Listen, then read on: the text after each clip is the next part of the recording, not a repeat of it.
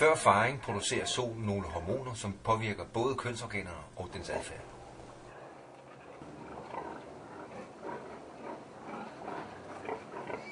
Den vil være urolig, og den vil begynde at bygge rede. Derfor bør søerne have lidt halm eller andet rodemateriale. Denne adfærd forkorter faringslængden. Soen lægger sig ned og rejser sig mange gange.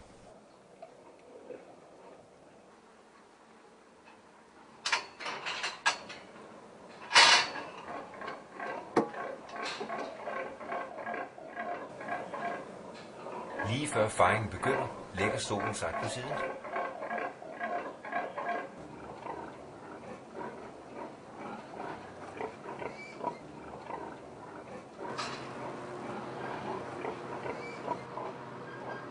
Soen har nu vejer. Den er urolig, krummer sig lidt sammen og pisker med halen, før hver gris bliver født.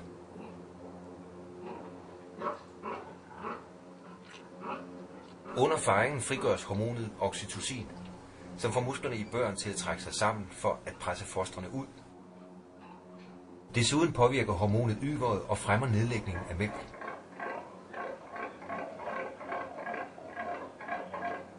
Efter den nyfødte gris har sundet sig nogle minutter, kommer den på benene og søger instinktivt mod yveret ved at massere og føle sig frem. En faring varer normalt 4-5 timer.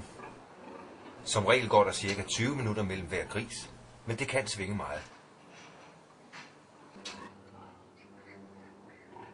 Pattegrisen kan enten fødes forlæns eller baglæns. Små eller kolde grise aftørres med en klud eller køkkenrulle og hjælpes til yveret.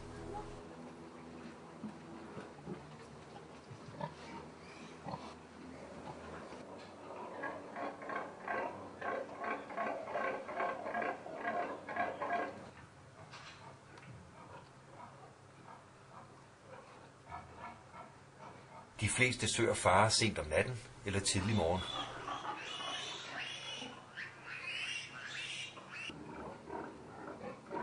Soen tilses jævnligt, og det noteres på sotavlen eller på gulvet, hvor mange grise der er født og hvad klokken er.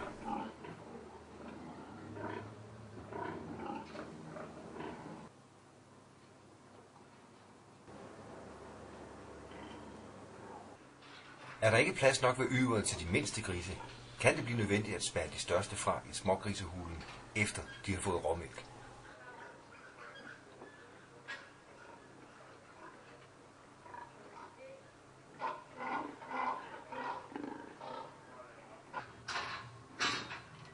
Ofte går der op til et døgn efter faring, inden grisen finder ud af at bruge pattegrisehulen. Derfor bør staldtemperaturen være 22 grader det første døgn.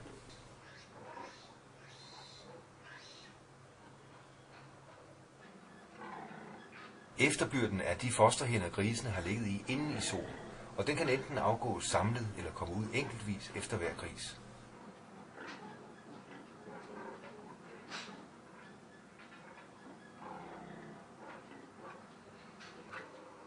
Efter faringen ses ofte flåd, der renser bøgeren.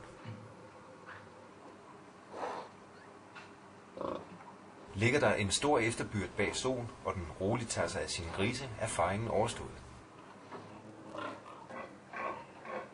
Efter en faring noteres kuldresultaterne.